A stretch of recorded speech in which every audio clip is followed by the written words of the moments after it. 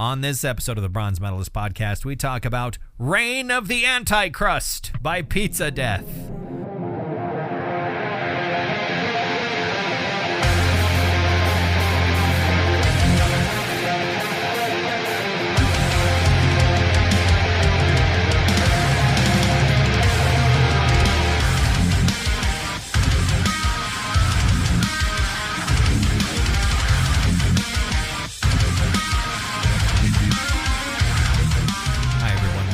Episode of the Bronze Metals podcast. I'm Kale. I'm OJ. We're two professional broadcasters. We love pizza and we like to talk about it. Yeah. And today we are going to be talking about the album from 2023, Reign of the Anticrust by Australian hardcore punk slash kind of crossover thrash, sort of, little bit of elements in there, some little grindcore elements as well. I mean it's a whole area of music that definitely is a pretty. There's lots of cross pollination. You are so far away from the table today. Yeah, why am I so far from the table? I don't know. That's just where you decided to put your chair, and your microphone arm is as far extended as it can go. It is. I feel like if I wanted to, I couldn't even put my feet on the table. I don't know. Which I never do anyway. I don't know why you didn't scooch closer. You don't have to be so far away. Well, I'm not doing it now. Now you're going to stay there. Okay. I found my spot. All right. This is your spot now. Yeah. That's where I live. But yeah, they're an Australian band. They do not take themselves very seriously. No. And they do seem to love pizza. Or at least singing about it. Yeah. I mean, it would be weird if you didn't like pizza at all. If none of them liked pizza and decided to theme their band around pizza and make an album all about pizza. That would be weird if they didn't like and call pizza. their band Pizza Death. Exactly. Unless it's supposed to be ironic in like cattle decapitation. Sure. You know, where they're all, you know, vegetarians / vegans. I mean, they're called Pizza Death. Maybe they want to kill pizza. Right. I could kill a pizza right now. I would actually I would murder a pizza right now, but I wouldn't. I did just eat. Yeah, so did I. I left my house early because here's the deal. Here's the funny thing. I left my house early because it was depressing me to be in my dark home alone. And so I decided I'm going to go eat at a public place around other people. Right, yeah. No, Instead of going to go eat in a private place. I'm going to go eat in a private place. But not in your home. I'm going to break into somebody's house and raid their kitchen. No, I guess you could go to the office and eat at the office, and that's technically a private place. I could. But it's also one you're allowed to be in. Right. And I have food there. Yeah. But no, I actually went over here across the street to the restaurant across the street from your house. And I had the Badlands? Badlands. I had the chicken tortellini and an old fashioned. Okay. And I decided instead of doing something depressing at my house and going out in public and eating cheese tortellini and having an old fashioned, I decided, well, I'm going to do that. And then I read the history of the Necronomicon. So I. Interesting. While eating your food and drinking your old fashioned? Yeah, I thought I'm going to do something, uplifting. And by reading the history of the Necronomicon. Right. Why not? Why not? I think it's fascinating. Is it like what is it? Is it just like a history of the times that the Necronomicon has appeared in various works of fiction? Cause no, it is a fictional work okay. by. I thought maybe it was like a documentary style book. No, it's his own documentary style book of his own MacGuffin. Okay. Wait, is it a Lovecraft thing? Yeah. Or? Oh, okay. Yeah, it's a Lovecraft. It's H.P. Lovecraft talking about here's the history of this book. Well, because he also didn't kind of he didn't come up with the name at the very least. Right. Like it was just kind of a MacGuffin, I guess, that a bunch of different authors at the same time, had used. I think there's earlier examples of people using the word and establishing some of the myths about it, of the mad Arab or whatever and all that stuff. Right. It was called Al Azif. Yeah. Sounds of the Night. But you didn't get the TPK at Badlands? I was going to. That was my intention. I was going to go in there. I was going to get a beer and hit the salad bar. But then something in my brain went, something more substantial. Okay, that's fair. Yeah. Especially because I've been eating a lot of salad over the last couple of days, and I don't want to discuss what the results of that comment are, but there was a lot of fiber. Maybe that isn't the norm. It was. I had to ask myself the question: did like a whole sack of nuts and bolts fall out of me just now? That's what I thought. Maybe I had to look back there. It's like Jesus. It's like a wombat took a shit. It's cube shaped.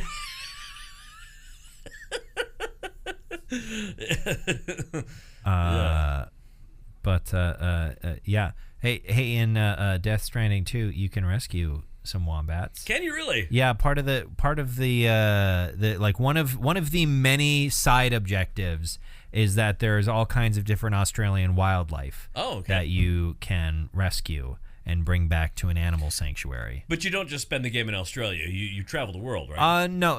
Australia is the primary setting. It is the primary setting? You start the game in Mexico. Right. And then you go to Australia. But which is right over the border. Yeah, right over the border. Yeah. As far as I'm aware, they are the only two places you can go in the game. If it at least follows some of the structure of the first game, because the first game had like a small section of the eastern seaboard of the United States, and then the western 2/3 of the U.S. And as far as I'm aware, this game is Mexico and then Australia. The first game did have a little bit because there's like a big tar lake that you have to get across in order to get to like California. But it's not tar in the traditional sense, right? No, it's all the characters refer to it as tar, but then if you read like the codex entries or whatever, the lore entries, it's not literally tar, but it's a black sticky semi-liquid substance that's all over the place. So they just call it tar. But there's 8,000 pages of lore in Death Stranding, so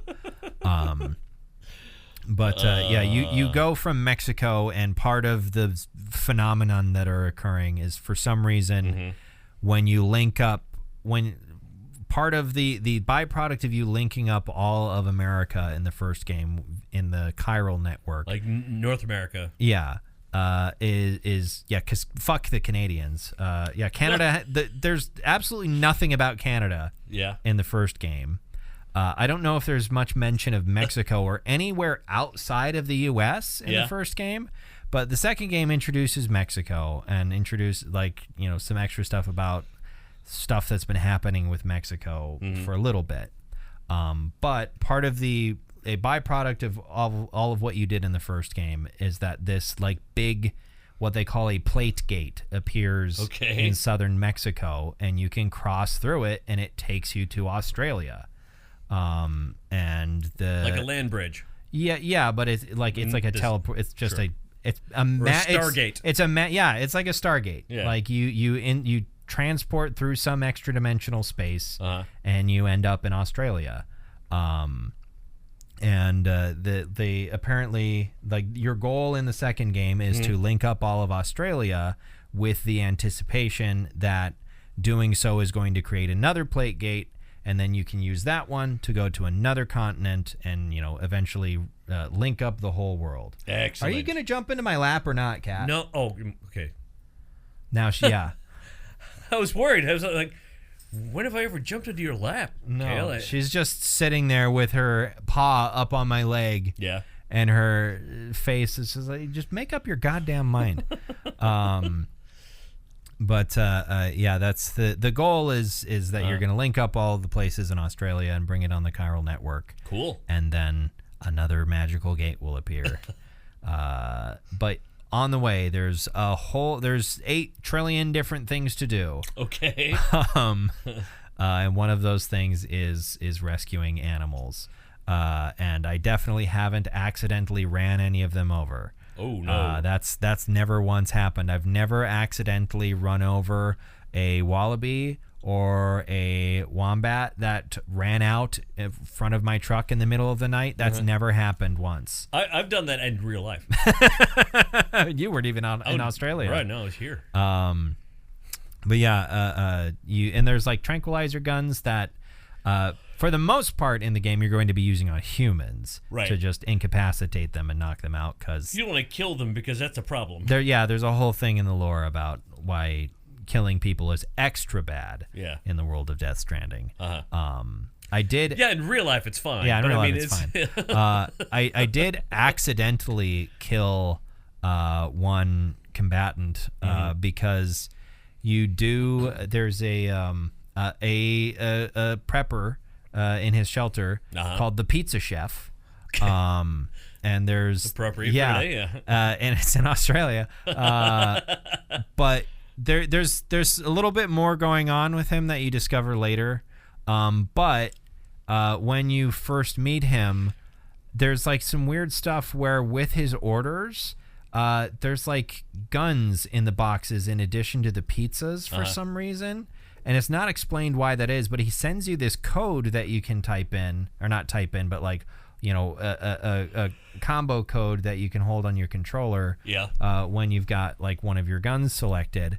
And it did this thing, and I didn't understand. I was like, what's this doing? And I didn't look at it closely because it said on top, basically what it does is like, so most of the regular guns, all the non-tranquilizer guns in Death Stranding are called MP, multi-purpose, where there's some technology in the ammunition where it knows what you're shooting at, and it will switch to either it will normally be a non-lethal bullet if you're shooting at a person, and then if you're shooting at a BT, it will switch to like a blood-infused round of some kind in order to be they're smart bullets or whatever. Gotcha. But this code jailbreaks your gun and makes the bullets lethal.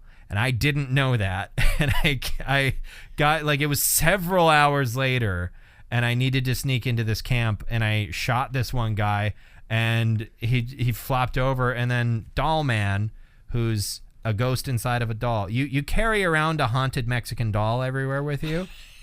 And he talks to you. It was so weird. Yeah. And Dahlman's like, Sam, did you just kill that guy? I was like, oh, fuck. Oh, shit. Why did I do that? Why did I kill him? Why is the bullet suddenly lethal? I'm trying to remember what BT... It's... Beach Thing. Beach Thing. That's it. Yeah. Yeah.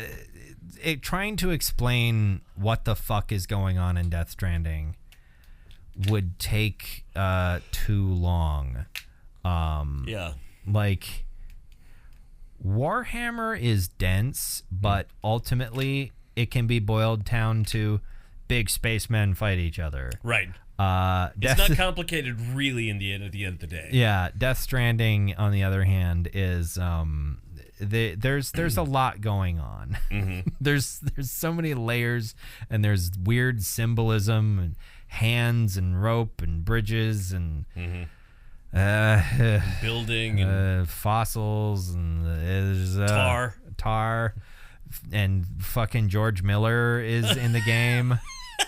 The director of the Mad Max games is the captain of the movies. Mad Max movies. Sorry, but yeah, the director of the Mad Max films, and Babe and Happy Feet as well is the pilot of your ship that takes you down through the tar. He pilots. Apparently all the inside of the earth is now this tar substance. I guess it's all just underneath the surface for some reason. But you've got a ship that he can take through the tar. It's like a submarine, but for tar. Yeah, I've thrown a football through a tar. How far away? I don't know, about 100 yards. Could you throw a football clear over them mountains over there? Uncle Rico. It's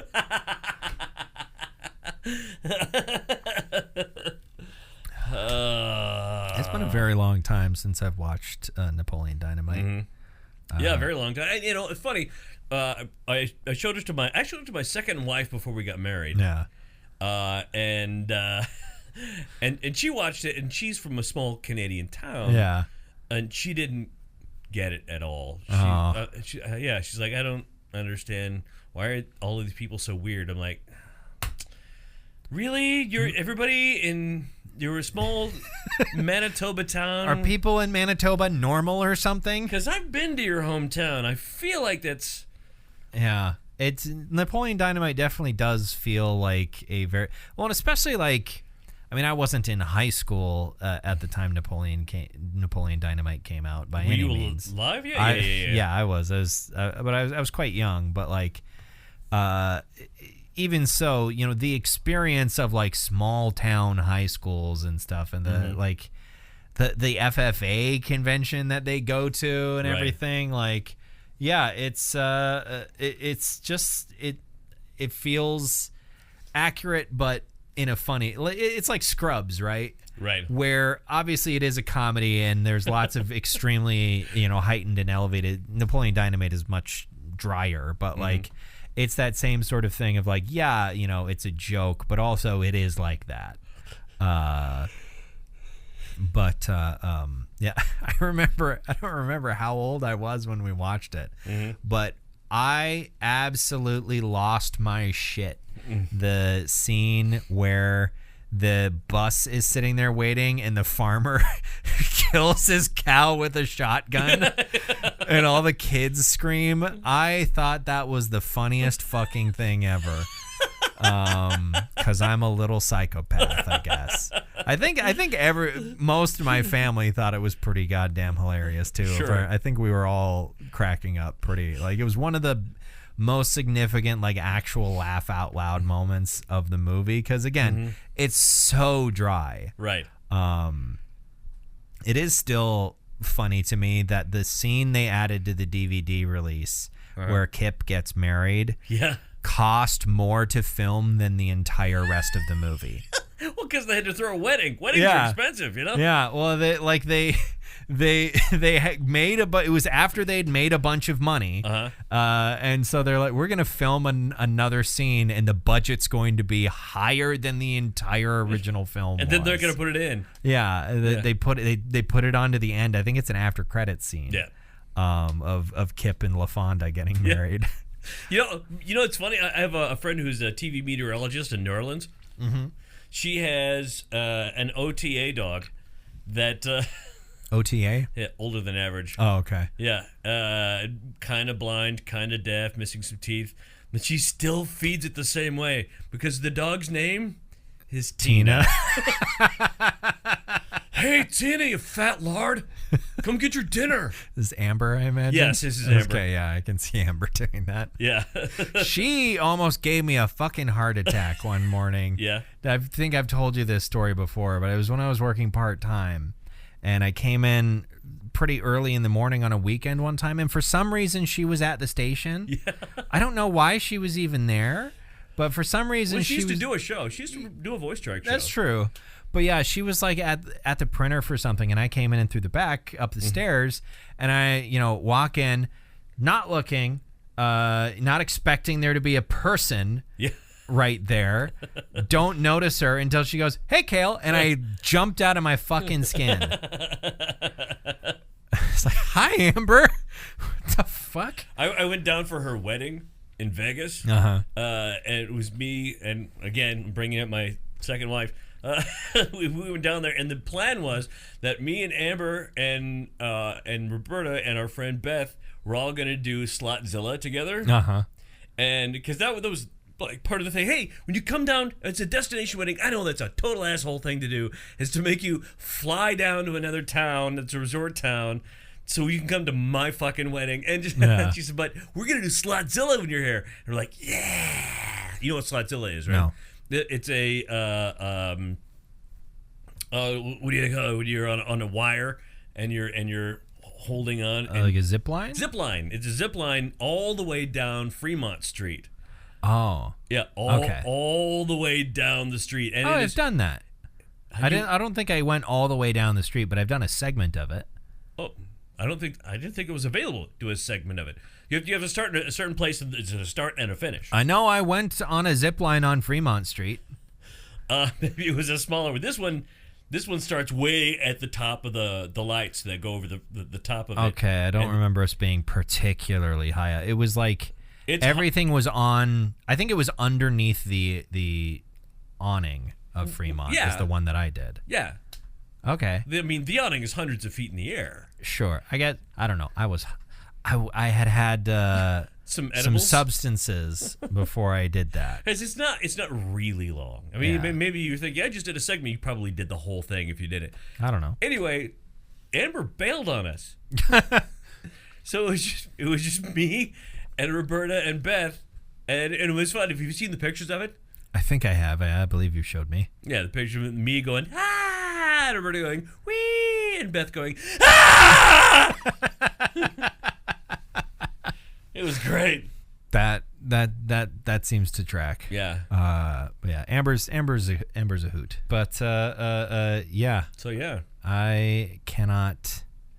Have I done anything? I didn't do anything. Oh, I mean, I did. I worked this weekend. Yeah. I didn't really do anything else. I also worked this weekend, but it was only because you had to work this weekend. That's true. Yeah, we both worked the same thing over the weekend. Yeah, I ran the board, and you ran the show. I ran the show. You ran the show. We did. There was an incident during that, which was at the very end. I thought you told me that my last break was going to be at 11:58, and it was like 11:50, and I was like, all right, cool. I have time to go pee because I have to piss like a goddamn racehorse. Well, it was one of those things where I made an executive decision last minute. I'm like, you know what? We'll be going really long if I don't drop this song. And since he finished right on time, Kale, the consummate professional, knows instinctively how to make things right on time from on the spot out of the oil change service place. Yeah. So I'm going to drop that song, and then I'm going to message him, hey, Kale, change of plans. It's 55, not 58. Yeah. And they're like, Kale? I left my phone on the table because I didn't want to have to futz with the volume levels or disconnect or anything while I went to go piss. Right. So I left my phone there, and immediately as I get back to the table, pick up my phone, I hear my cue on the radio. Oh shit. Somebody come here. Yeah, it's like, because my interview also thought that we had another 3 minutes or so. So But you nailed it, though. I gotta give it to you, man. I actually hit the post. It was good. I made it work, but goddamn, that's all right. Shit happens, but it was unexpected little bit of excitement right at the end. I think I told you this story also from my weekend. I love this. This is funny. I'm going to be telling my grandkids about this one. Where my neighbor was sitting outside, my new neighbor, sitting on the stoop, smoking. I go out to say hi, and she smokes. She turns to me, and she's, you're finally going to end it, huh? Finally over, I'm like, what is she talking about? And then she looked down at my hand. I looked down at my hands at the same time, and I'm like, I'm holding a jug of Clorox in my right hand and a cup in my left hand. She thought I was just going to come out there and maybe, I don't know, guzzle some bleach. Yeah, well, but you're not quite guzzling it because you are pouring it into a cup first. Yeah. I'm being civilized about it. Yeah, you're having a delightful little sip of bleach. It'll cure what ails you. Yeah. If what ails you is being alive. Right. And then I do shake the couple of his Ellis quarters in here. I'm washing my whites. Yeah, it's laundry day. It's laundry day. But... Yeah, I forgot about that. Oh God, shall we talk about Pizza Death? Yeah, okay. All right, so as I mentioned, Pizza Death is an Australian hardcore punk / some influences of some other stuff there. Yeah, like thrash. There's at least one kind of pretty death metal-y riff I remember hearing on here. Right. I tried finding what fucking song it was in, and I could not. It's because there are like 50 songs on this album. There's 27, I think. None are over 2 minutes long. No.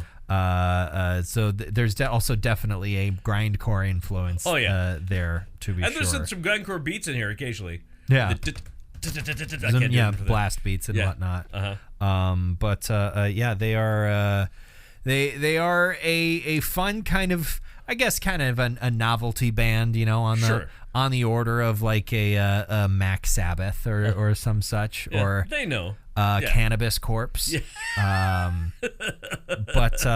So the songs are all about pizza and also feature a wide variety of fun little sound samples and whatnot. Most of the songs start with some sort of a sound bite. Yeah, a pizza-related sound bite from The Simpsons, from South Park, from...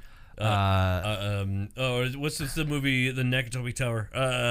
Die Hard. Yeah, Die Hard. Yeah. Like there's all kinds of different little sound bites and charming little things. There's one from a video I had not thought about in so long that I think was the subject of like an early Ray William Johnson thing from like 2008 or something like that. Yeah. It was like a Olsen twins thing where they were having a sleepover about and something to do with pizza, and they sing a song, pizza, Pizza. There's a clip from that in here that sort of sent me down a like a Doctor Strange like hurtling through time sort of shit. Like, yeah, it was that got a chuckle out of me. The one that I don't know, the one that got the biggest chuckle out of me was the one talking about gluten. Putin hates gluten-free pizza bases because that also that starts with the South Park clip of people have been saying all kinds of things about gluten that it'll that it's bad for you, that it'll do this, that it'll make your dick fly off. Yeah. They missed the part though that I love. I mean, they had to keep it short, but like the part that I love about that is, him going on and then Mr. Mackey going, "What was that you said about making your dick fly off?" Okay. But yeah, so there's lots of like, this is an extremely fun album. Yeah. This is a lot of fun. All of the titles are very fun. Pepper Rabies, Consumed by Mushrooms, Napalm Cheese, Avoid the Noid. You're right, about Domino's. Yeah. Tsunami of Salami, Yeast of the Deceased, Pasta of Muppets, Gnarly Salami, Psilocybin Pizza Murder Suicide, Sliced to Pieces, and so on and so forth. Right. It's fun.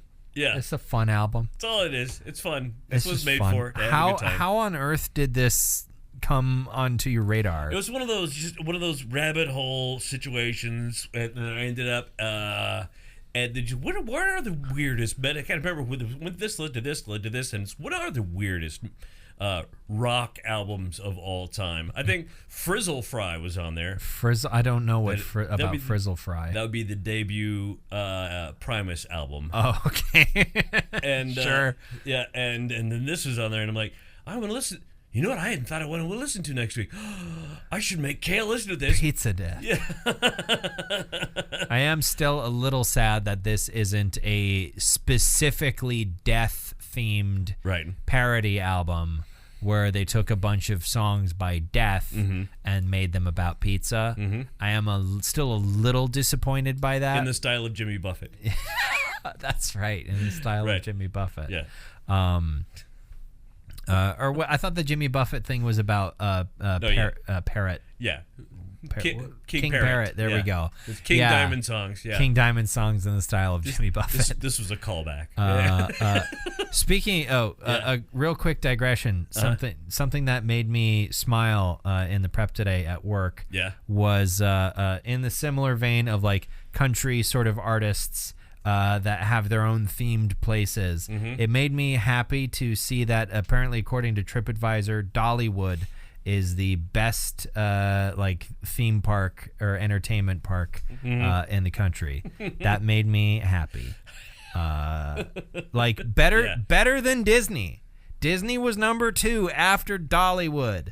That it just makes me happy. Dollywood.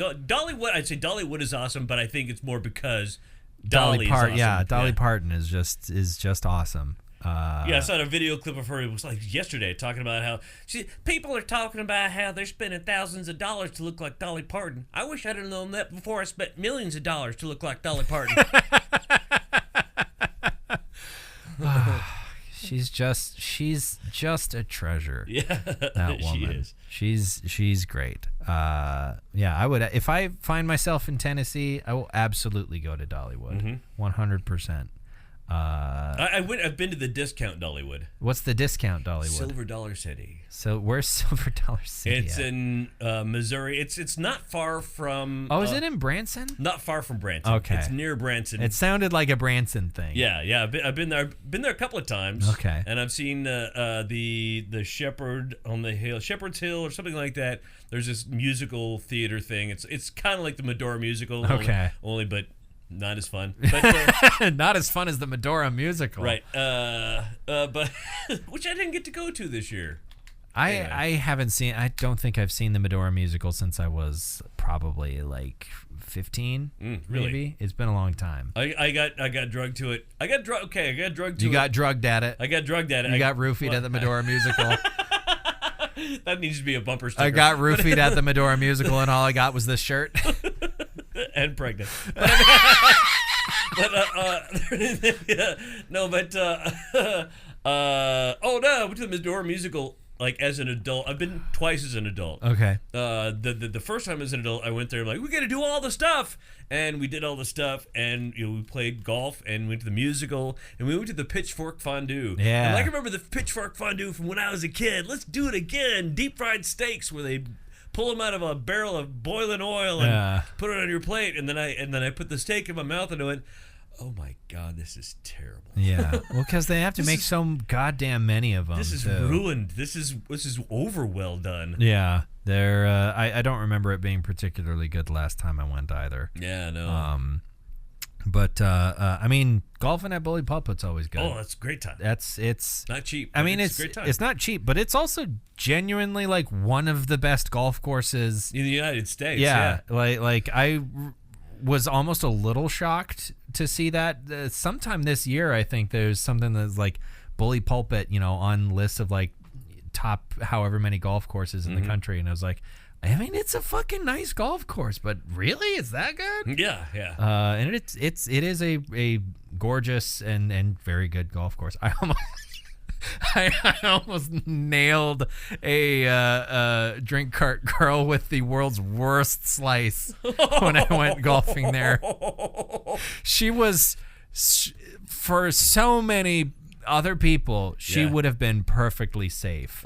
But my God, the worst swing ever, and I don't know what the fuck aerodynamic forces were at play, but that ball went damn near 90 degrees to the direction I was facing, and like it was a homing beacon for her head.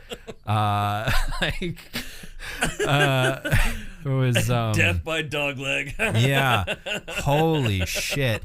Like I couldn't. But you didn't hit her. No, I didn't hit her. Yeah. But I do think she did dodge. I think I don't know if I would have hit her if she didn't move, but I remember her moving. I think I hit the cart. Jeez. Yeah, it was shocking. Like impossible to do if you tried to do it. You couldn't have done that if you tried. Yeah, like it was. That's why I always hate the only golf course in Minot that I've golfed at is Apple Grove. Okay, and over the years, more housing has grown up around the course. The last time I played there was my youngest kids, and I'm there, and the whole time, every time I'm teeing off, I'm like, this is going to do some fucking property damage. I'm going to hit something. There was just one point. I think it was at hole number like 8 or something like that. Yeah, it's a 9-hole golf course. Over to my left, straight in front of me, I can see where the pin is. I can see where the green is going to be, and I need to hit it there. And then, like 5 degrees to my left, there's a little girl on a trampoline. I'm like, I don't want to do this. I want to just give up right now. It's like a Final Fantasy setup. Final Destination. Yeah, a Final Fantasy setup. Like Cloud Strife is there, and Tifa. And you're riding a chocobo. Yeah. There's a guy who's got a minigun for a fist. The only Final Fantasy references I know are Final Fantasy VII. That's because it's the most famous one. Sure. I only know Final Fantasy 11 for some reason. That was the first online one. Okay, but the course that I grew up on in Washburn. Yeah. They grew up on a golf course? Yeah, I grew up on. Not far. My parents' house is fairly close to the golf course. All right. But there was a housing development that sprung up right next to the golf course. Sure. While I was growing up, and the first houses that got put up were directly like at the end of the driving range. Like Jeez. There's some trees, and then there's houses. a road, and then on the other side of that road are the houses, but directly at the end of the driving range. And when the couple of years that I tried to do golf for school, one of the guys who's quite a bit older than me is extremely good at golf, just incredibly athletic in general. But he was very, very good. And he had a truly insane drive. And if we weren't being supervised, it kind of became a thing of, let's see if Jeff can bounce golf balls off of people's driveways. Okay. And he absolutely could do it. Oh, jeez. That was there's even more houses down that way now. I haven't gone golfing in Washburn since I was in high school. And since then they've expanded to 18 holes. Really? And done a whole bunch of stuff, which my dad has lots of opinions about, which I'm inclined to agree. Like, we had a really nice, affordable, it was a family golf course, really. Like, it was, the whole family could go there. And it was one of the nicest 9-hole courses in our part of the state. It was fantastic. And then they've just kind of priced everybody out. Sure. And it's I don't know when the last time my dad has gone golfing in Washburn, and he lives like a mile away from the golf course. Right. It's simple economics. I mean, you don't want to make a product that's too expensive for anybody within earshot to play. Yeah. Or at the very least, if you're the kind of person like my dad is, who at least used to like to go golfing at least once a week. But I don't know if he's really done all that much golfing lately. I think he does quite a bit more fishing these days. Partially because cheaper. Yeah, it's in some ways anyway. Gas for the boat ain't cheap, but no. And you know what boat stands for? What? Bring another 1,000. Yeah. But that was the whole thing. Anyway, that was a long tangent about golf. It was the first time ever. I don't know if we've ever talked about golf before, because neither of us are golfers. No, we're not. I have a set of clubs I bought for $1 out of a dude's trunk. I'd buy that for $1. I'd buy that for $1. And in fact, I will. It's in this pleather golf bag. None of the clubs match. So I don't want these here anymore. Give me $1. I'll give them to you. I think my clubs are probably at my parents' house. I think they should still fit me. I don't think I've gotten taller since I was like a high schooler, or that much taller anyway. Since the last time I used them, I've certainly grown in other ways. Yeah, you spread out a bit. Yeah, I was going to say I've grown personally. As a man. I've grown. But yeah, I mean, I've eaten too much pizza. Yeah, exactly. Back. And we're back. Yeah. I mean, this album slaps. Yeah, it slaps. I couldn't find any real reviews about this album. Nobody's talked about it. Yeah, nobody was really talking about it. Like, there's not. I'm sure there was some, but I scrolled down and didn't see Metal Injection or something the usual suspects weren't there, so I didn't bother trying to aggregate any kind of a percentage for this. Yeah. I also could not choose a favorite song because the songs are all so short. They go by so fast. They're all just kind of a haze of fun silliness. Yeah. Do you have one that you picked out though? I like the one that's kind of pizza themed. That was my favorite song. The one that's kind of pizza themed? Yeah. I enjoyed that one. So that might rule out Pasta of Muppets, because that one's pasta themed. It is pasta themed. But I did like that song. So I mean, I actually don't know if it's exclusively pasta themed or if it does have pizza in it. No, I actually think they do talk about pizza. Okay. And like pizza is the pasta of something. I can't remember. Pizza is the pasta of a thing. Of the oven. It's oven pasta. Oven pasta. Made of bread. Yeah. Mm-hmm. I mean, the lasagna is also in the oven, and lasagna is technically pasta, isn't it? Wouldn't lasagna be a pasta deep dish pizza? Oh, if the wrong person hears that, we're dead. The wrong person hears you say that, we're done for. Don't get me wrong. I enjoy both of those things independently. and I do have friends in Chicago, by the way, if anybody asks them, hey, where do you get the good deep dish pizza? They're like, fuck you. Chicago pizza is not goddamn deep dish pizza. Yeah. I'm going to take you over to Tony's. I'm going to show you what actual Chicago pizza is. And it's just fucking pizza. It's just fucking pizza. Deep dish pizza is for tourists. I mean, the thing that bothers me about the discussion and the vitriol surrounding deep dish pizza is from the perspective of New Yorkers and people who want to uphold New York pizza. Mm-hmm. The discussion is always, oh, deep dish isn't pizza. It's not whether or not deep dish is good. Right. It's just that it's not pizza. And it's like, who fucking cares? Call it what you want to call it. Call it a catfish. I don't care what you...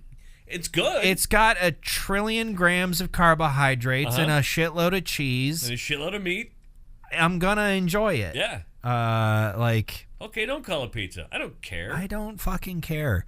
I feel like those... I'm so, I love putting things into boxes and that sort of thing. Sure. I love categorizing and analyzing stuff, but, One realm I have very little patience for those discussions is food for some reason.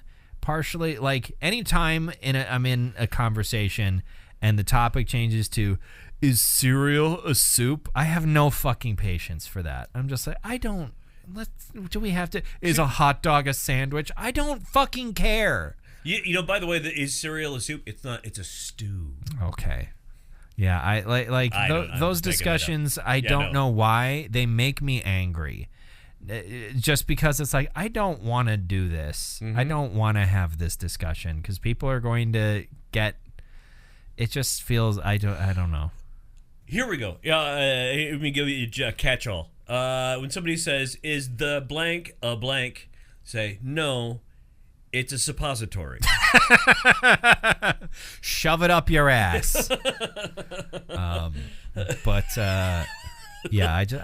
have no patience for those discussions. I don't care. Is a taco is a hot dog a taco? I don't care. I mean, okay, here's my question then. Is a hot dog a sandwich? If you tell somebody to get you a sandwich and they brought you a hot dog, how are you going to feel about that? You'd be like, that's not what I asked for. Right. Exactly. If you said, hey, bring me a fish, and they brought you a cat. I'd be like, you're very clever, but I wanted the fried walleye. Yes, I wanted a different fried tetrapod. I will eat the fried cat. Because, of course, all tetrapods are fish, taxonomically speaking. Well, kind of. Yeah, it's in the same, because all land-dwelling animals and animals that have gone from the land back into the water. Not all land-dwelling animals. All land-dwelling tetrapods. Right. Not insects and whatnot. Those are animals. All descended from fish. Anything with a backbone. Yeah, that lives on the land is descended from a fish. Therefore, they are fish. Right. And because fish as a taxonomic group don't exist. Right. Because there's 8 trillion different kinds of them, and there are some fish that are wildly genetically different from each other because what we would refer to as a fish, the creature, the type of creature, has existed for hundreds of millions of years. Yeah. And billions of years, actually, yeah. And they just have a body plan that's good for being in the water. Right. But they're not related. but they're hardly related to each other. Right. So yeah, like me and my first wife. I mean, hardly related to each other. Right. But yeah, we so weren't related at all. So whales are fish. Sure. But sharks aren't fish. Because they don't have a backbone. Well, they don't have a bone that's in their back. They have the cartilage piece. Yes, because we are not descended from sharks, we are descended from fish. Because no, it's a thing. I've heard arguments the other way too. So I mean, yeah, and it's the same thing as like fish. Like we said, fish aren't real. Like fish is not a valid taxa. If you find a fish, it doesn't really exist. It's not there. It's not there. You're imagining it. It is one of those things that's like, okay, yes, that is true from a certain perspective. But also it's not useful for like being able to categorize what kind of creature a thing is, which is useful in science, knowing what this thing is and what it's related to, rather than saying it's all fish. Anyway, what the fuck were we talking about? What medal do you bestow upon Reign of the Anticrust like Maskanata to Chewbacca? It gets a silver at least. Yeah, it's a fine silver. Yeah. It's a fine, no tarnish on that silver. Right. It's a polished silver. Exactly. Next week, an album and a band I've wanted to talk about for a little bit, since we talked about that recent Rivers of Nile album. An associated band at this point by dint of sharing a couple band members. I want to talk about the album Violent Portraits of a Doomed Escape by Black Crown Initiate. All right. So that'll be next week. We never talked about them. We have not. No. Next week, that's what we're doing. So why don't you go ahead and subscribe to our podcast feed on whatever podcast service you're using to listen to us. Thank you for listening to this episode of the Bronze Metalist Podcast. I'm Kale. I'm OJ. Congratulations.